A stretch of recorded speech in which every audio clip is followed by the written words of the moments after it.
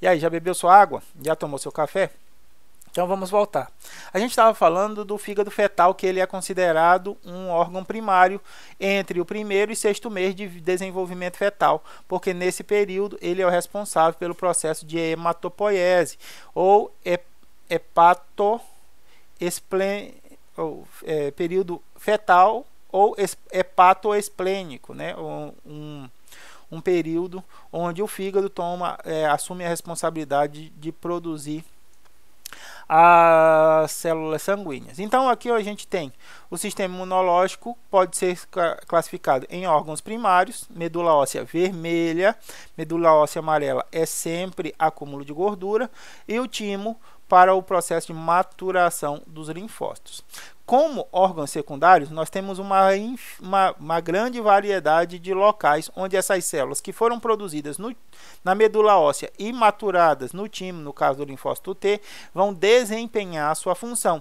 Então, os órgãos linfóides, ou os órgãos secundários, eles são os locais de ação das células do sistema imunológico. Então, a gente tem aqui as amígdalas ou a adenoide. Nós temos o baço. Nós temos os linfonodos, nós temos a placa de Pierre. A placa de Pierre é um acúmulo de linfócitos, de células do sistema imunológico no nosso intestino. Nós temos o apêndice, né? Nós temos os linfonodos, os vasos linfáticos. São todos órgãos secundários da imunidade. Isso porque as amígdalas, vocês já perceberam, quando eu era criança eu tinha muita inflamação na amígdala. Por quê? Porque é aqui onde vai haver a resposta nesse local vai haver uma maior resposta da imunidade. Então o processo de inflamação, de recrutamento de células para o local da infecção faz com que esse órgão ele aumente o volume, e aumentando o volume ele começa a doer, a produção de pus por causa da atividade dos neutrófilos. A gente tem uma série de complicações. Eu tinha tanto a inflamação de amígdalas quando eu era criança, que os médicos da minha época sugeriram a remoção das amígdalas. Então, antigamente, a gente não sabia muito perfeitamente para que servia. Então, se ela está incomodando muito, vamos fazer o seguinte, vamos fazer a remoção desse órgão, e aí a gente diminui essas ocorrências de inflamações. Por quê? Porque eu estava em um processo de maturação no meu organismo, meu sistema imunológico ele estava passando por processos de desafios. A gente tem hoje em dia o conhecimento de que quanto mais saudável, quanto mais livre for a vida da criança, maior será a sua vida, a sua saúde na idade adulta. Por quê? Porque é na primeira infância que a gente está testando a nossa resposta imunológica, nós estamos amadurecendo nossa resposta imunológica. Então, quando a gente pega doenças quando criança, elas não são tão graves quando a gente pega a mesma doença quanto adulto. Por quê? Porque a criança responde, o seu sistema imunológico ainda responde fracamente àqueles estímulos, o que pode ser favorável para determinados casos. Por exemplo, a Covid. A gente tem grande parte das infecções causadas pelo coronavírus, novo coronavírus, em crianças são sintomáticas. E quando são sintomáticas, são assintomáticas, não tem sintoma. E quando são sintomáticas, são sintomas brandos. Pouquíssimos são os casos de ocorrência de letalidade do coronavírus em crianças menores de 10 anos. Por quê? Porque essas crianças ainda estão com o seu sistema imunológico em processo de maturação. Outro exemplo disso é catapora. Quando o indivíduo, uma criança pega a catapora, ela desenvolve as feridas, mas a doença não tem uma letalidade muito grande em crianças. Agora, quando o adulto desenvolve catapora, quando o adulto pega a catapora, a manifestação é muito mais grave, tem que ser levado em bastante consideração o risco aumentado dessa manifestação em adultos. Então, a criança é normal passar por um processo em que ele fique constantemente doente, porque o sistema imunológico ainda está reconhecendo o mundo à sua volta, ele está sendo apresentado aos micro-organismos. E quanto mais isso acontece na infância, melhor vai ser a resposta dele na fase adulta. Hoje em dia a gente tem a tendência de proteger as crianças de infecções nas fases iniciais. Uma proteção excessiva. Não estou dizendo aqui que é para você deixar seu filho brincar dentro do esgoto lá, ou seu irmão brincar dentro do esgoto. Mas não é necessário uma super proteção dessas crianças. A criança não pode mais andar descalça, a criança não pode mais jogar bola no quintal, ela não pode mais colocar mão suja na boca. Tem uma série dessas recomendações. O que faz com que o sistema imunológico tenha menos experiência, seja menos testado nas fases iniciais. E quando o indivíduo chega na fase adulta, o sistema imunológico não tem como ser isolado. Então ele vai entrar em contato pela primeira vez com todos aqueles micro-organismos que ele deveria ter entrado em contato na infância, e esse adulto vai passar por vários períodos de infecções mais graves, porque o nosso sistema imunológico agora ele está maduro, ele sabe responder de forma mais agressiva aos desequilíbrios na nossa homeostase. O que acontece muito com crianças que vão para a escola pela primeira vez? A criança é saudável em casa, ela está acostumada com todos os patógenos que tem na nossa casa, ela já teve diarreia, já teve febre, já teve aquelas infecções dentro da nossa casa, e o sistema imunológico dela já se comportou nesses 2, 3 primeiros anos de vida, já se adaptou àqueles micro-organismos do nosso ambiente. Quando a gente leva essa criança com 3, 4 anos para a escola e ela entra em contato com outras várias crianças trazem vários outros patógenos de diferentes locais, das suas diferentes casas. Então o meu filho volta para casa com resfriado sempre, ele sempre está doentinho, ele está sempre molezinho.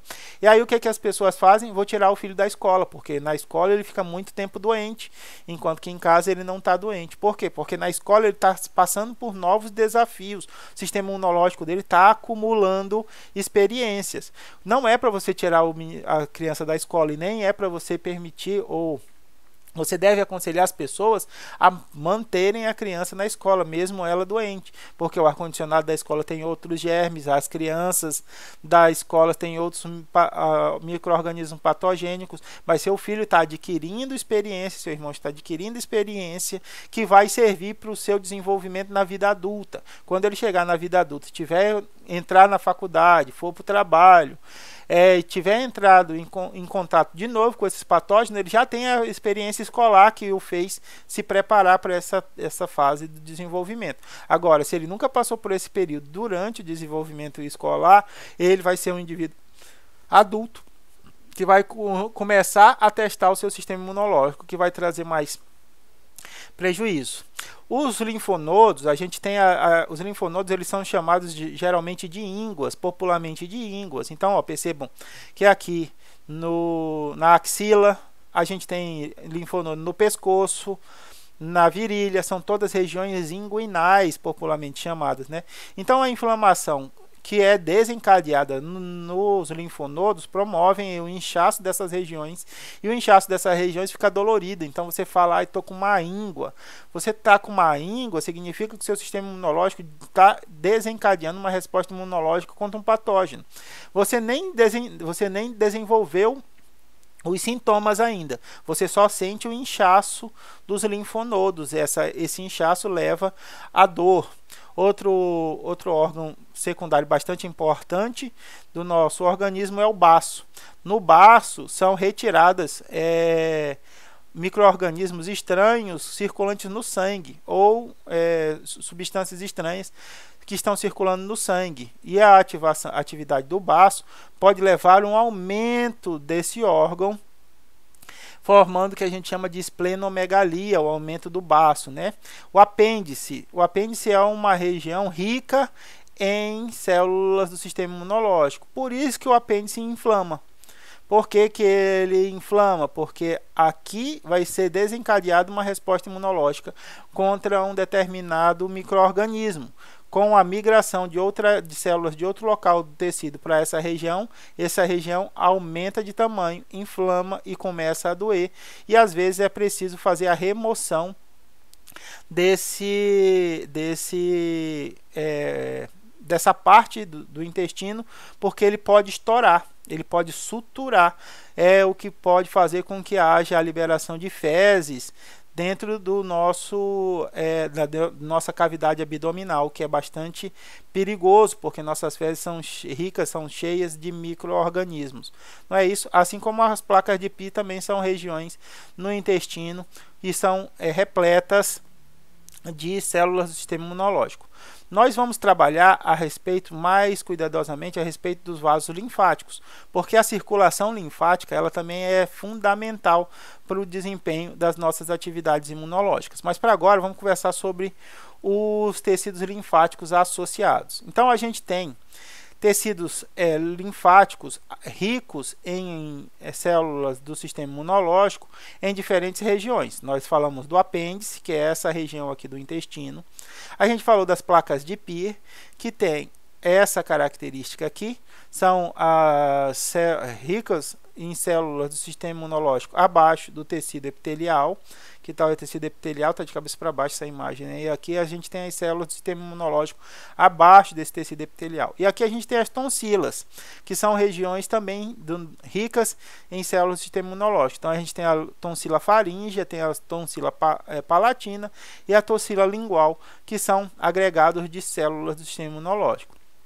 Então, são agregados de tecidos linfóides não encapsulados, encontrados particularmente na lâmina própria e na submucosa dos tratos gastrointestinais, geniturinário e respiratório. Então, essas células do sistema imunológico, elas ficam abaixo do tecido epitelial, tanto nos tecidos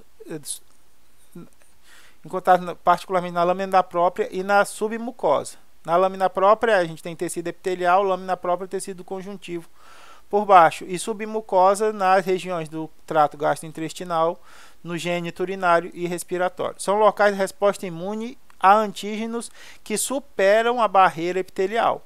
Então, a barreira epitelial é a nossa primeira barreira de defesa pela justa posição das células e pelos componentes químicos que elas são capazes de produzir, como os antibióticos peptídicos, mas caso esses micro-organismos vençam essa barreira, já nós temos um acumulado de células do sistema imunológico no tecido subjacente, no tecido abaixo, para proteção desse tecido. Além disso, nós temos os tecidos linfóides associados a mucosas. A gente tem várias mucosas no nosso corpo. E elas são sítios potenciais de infecção, tá? Então a gente tem tecidos linfóides associados à mucosa, tem uma sigla em inglês chamada de MALT, tecido linfóide associados à mucosa, tá? Então MALT significa qualquer tecido linfóide, tecido rico em células do sistema imunológico associado a qualquer uma das nossas mucosas. Então, quando a mucosa é intestinal, a gente tem o tecido linfóide associado ao intestino, o GALT. Tá? Por que GALT? Porque é tecido linfóide associado ao gut. Lembra que gut é intestino em inglês, né? Por isso que a gente tem GALT. Temos a mucosa nasal e a mucosa faríngea. Então a gente tem o tecido linfóide associado aos tecidos nasais e faríngeos, os NALTs, tecido linfóide associado à mucosa nasal. A gente tem a pele, tecido linfóide associado à pele, que é o SALT. Então a gente tem tecido linfóide associado à skin, né? A pele, skin em inglês. Temos o tecido linfóide associado aos ductos glandulares. Então as nossas glândulas sebáceas, nossas glândulas sudoríparas, elas têm ductos que abrem e fecham. Mas esses ductos podem ser entradas, são regiões para entradas dos patógenos no nosso organismo. Então, devido a isso, existe um tecido especializado na proteção desse local, que é chamado de DALT, tecido linfóide associado aos ductos granulares. E a gente tem o tecido linfóide associado aos brônquios, tecido linfóide associado aos brônquios são chamados de BALTs. Esse agrupamento de células do sistema imunológico em cada um desses locais de possível infecção, de sítios de possíveis infecções, são medidas preventivas. Então é como se fosse a polícia. A polícia deve ficar onde? No bairro onde tem mais violência, mais assalto, mais roubo, ou no bairro onde é pouco registrado ocorrências com furto, roubo, assalto, essas coisas. Onde tem mais violência. Nosso organismo também faz isso. Como o nosso número de células do sistema imunológico é limitado, a gente precisa manter as regiões com maior risco de infecção mais bem patrulhadas, mais bem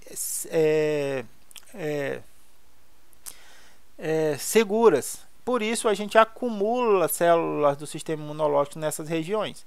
Quem são essas regiões? O intestino, a mucosa nasal e faríngea, a pele, os ductos glandulares, os brônquios, são todas regiões de fácil acesso aos micro-organismos e por esse fácil acesso é um potencial local de infecção. Por isso a gente tem os diferentes MALTs, diferentes tecidos linfóides associados à mucosa. Cada grupo, intestino é GALT, nasofaríngeo é NALT, pele é SALT, ductos glandulares DALT e brônquios BALT. Tudo bem? E aqui a gente tem o baço. O baço é o nosso segundo órgão linfóide o secundário, que tem a função de remover partículas estranhas do sangue. Então, quando você está com malária, a malária é provocada por um protozoário chamado de plasmódio. Esse plasmódio ele invade as hemácias e as hemácias passam pelo baço. Quando as hemácias passam pelo baço, o baço detecta uma configuração estranha da membrana daquela hemácia e aí faz a sua remoção. No caso do Plasmodium vivax, né? O caso do Plasmodium falciparum, o Plasmodium falciparum ele se gruda, ele sequestra a hemácia nos microvasos para impedir que ela passe pelo baço. Mas no Plasmodium vivax, as hemácias passam pelo baço, o baço identifica uma hemácia que está infectada por causa da sua conformação estranha da membrana celular, da membrana da hemácia, e aí faz a remoção dessas hemácias. Esse processo pode fazer com que o baço aumente muito de tamanho, provocando o que a gente chama de esplenomegalia. Então aqui a gente tem o baço normal, com atividade normal, e aqui a gente tem o baço esplênico, esplenomegalia, né? O baço aumentado. Esse baço aumentado é detectável ao tato, ele fica dolorido, né? Então, quando o médico faz o exame por toque, ele está vendo o diâmetro, o tamanho do baço, para saber se é uma infecção de origem sanguínea, né? Porque para que esteja passando pelo baço, esse patógeno, essa molécula estranha, deve estar circulante na corrente sanguínea. Aqui a gente tem um caso de esplenomegalia provocado pela leishmania, paciente com LV, leishmania visceral, tá? Que a gente tem o desenho. Tá vendo do baço dos indivíduos. Isso daqui não é esquistossomose, não é barriga d'água, não. Isso daqui é leishmania visceral. Crianças com esse nível de infecção de leishmania visceral, crianças, adultos com esse nível de leishmania visceral, provavelmente não conseguem resistir à infecção. Aqui a gente tem o período final já do paciente de leishmania visceral. Para vocês verem que que algumas infecções podem promover o aumento do baço. Por quê? Porque a leishmania é um protozoário que ataca os macrófagos. E onde é que tem um monte de macrófago? No baço. O baço tem vários macrófagos, então é um local bom para o desenvolvimento da leishmania. Tá? E aqui a gente tem a organização do baço. O baço ele é formado pela polpa branca e pela polpa vermelha. A polpa branca é onde vão estar as células associadas ao sistema imunológico. Vai estar o tecido linfóide. Tá? Então, o tecido linfóide é ao redor da arteriola central. Então, aqui vai vir a corrente sanguínea. Aqui vai passar pela filtragem do baço e na parte branca, na polpa branca, nós temos as células do sistema imunológico. Na polpa vermelha, a gente tem a parte da remoção das hemácias e das plaquetas já em processo de envelhecimento, né? Então, a gente tem a hemocaterese, que é a destruição de plaquetas e hemácias já envelhecidas. Então, quando a hemácia chegou e a plaqueta chegou num nível em que ela já não está bem desempenhando sua função, ela é retirada, ela é removida do corpo pelo baço para que uma nova hemácia ou uma nova plaqueta seja produzida. O outro órgão que secundário que nós temos que abordar ainda hoje são os linfonodos. A gente já falou a respeito dos linfonodos, são essas regiões inguinais. Aqui, ó, linfonodos no pescoço, linfonodos na axila, linfonodos nas virilhas, mas a gente tem linfonodos espalhados por todo o corpo. Então, nem todas as substâncias que estão contidas nos tecidos, elas conseguem passar pela corrente sanguínea. Algumas delas são capturadas e são levadas pelos capilares linfáticos até os linfonodos, onde várias células do sistema imunológico vão estar de plantão para desencadear a eliminação desses elementos invasores. Então, os vasos linfáticos eles estão ausentes no sistema nervoso central, na medula óssea, nos músculos esqueléticos. Mas os músculos esqueléticos eles são revestidos por um envoltório de tecido conjuntivo. E esse tecido conjuntivo tem a irrigação linfática, né? A forma de retirar a linfa. Rudes, o que não entendi? A gente tem duas circulações. Existe a circulação sanguínea e a circulação linfática. Já fez drenagem linfática? Já ouviu falar de drenagem linfática? Já? Nunca ouviu falar?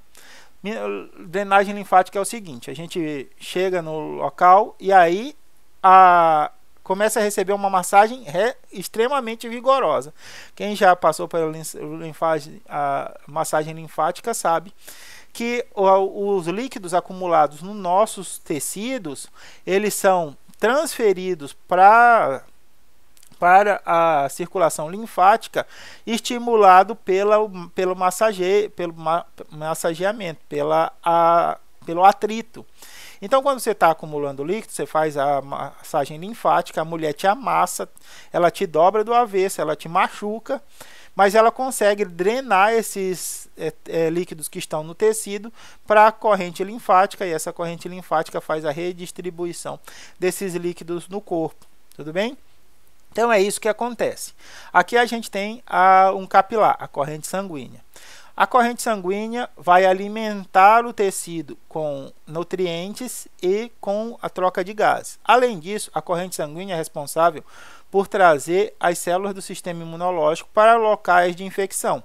Ok, aqui existe no meu tecido conjuntivo, tive uma infecção. O que aconteceu? As células do sistema imunológico liberaram mediadores químicos que promoveram um processo de inflamação, recrutando células do sistema imunológico de outras regiões do nosso corpo para cá.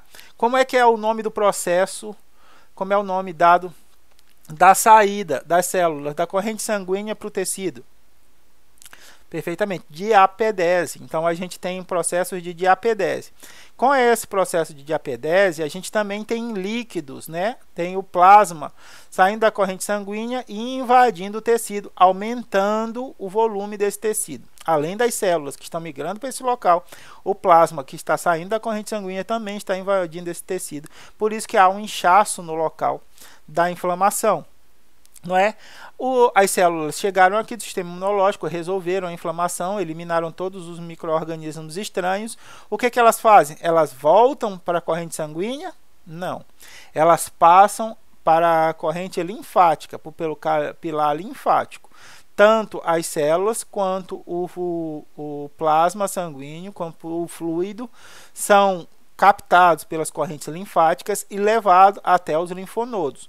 Lá nos linfonodos, a gente vai continuar a reação imunitária para eliminar os micro-organismos e vai fazer a redistribuição dessas células novamente para o tecido sanguíneo. Então, aqui a gente tem a estrutura de um linfonodo. A gente tem o sangue venoso e o sangue arterial. O sangue arterial entra, sangue venoso sai. Aqui a gente tem os vasos linfáticos aferentes, aonde a circulação linfática vai trazer tanto as células quanto os fluidos acumulados no tecido.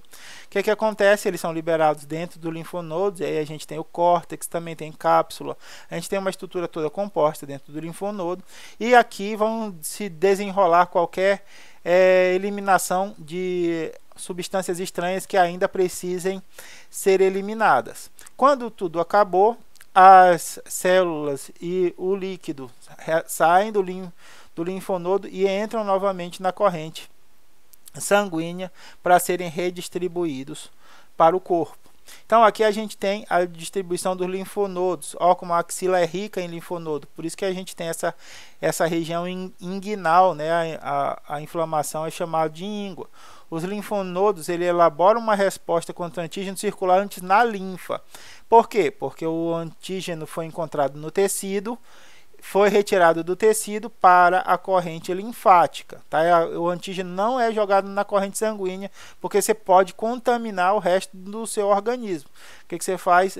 Passa para corrente linfática, e a corrente linfática vai desembocar em um linfonodo, onde é uma região que é rica em células da resposta imune, e aqui vai ser desencadeado essa resposta imune, absorvida pelos vasos linfáticos que são presentes no organismo. Assim, basicamente, os linfonodos filtram antígenos e fluidos intersticiais da linfa, fluidos que estavam na matriz extracelular. Então, todo esse material que estava na matriz extracelular é capturado pelas células do sistema imunológico, levado até a corrente linfática. A corrente linfática chega a um determinado linfonodo.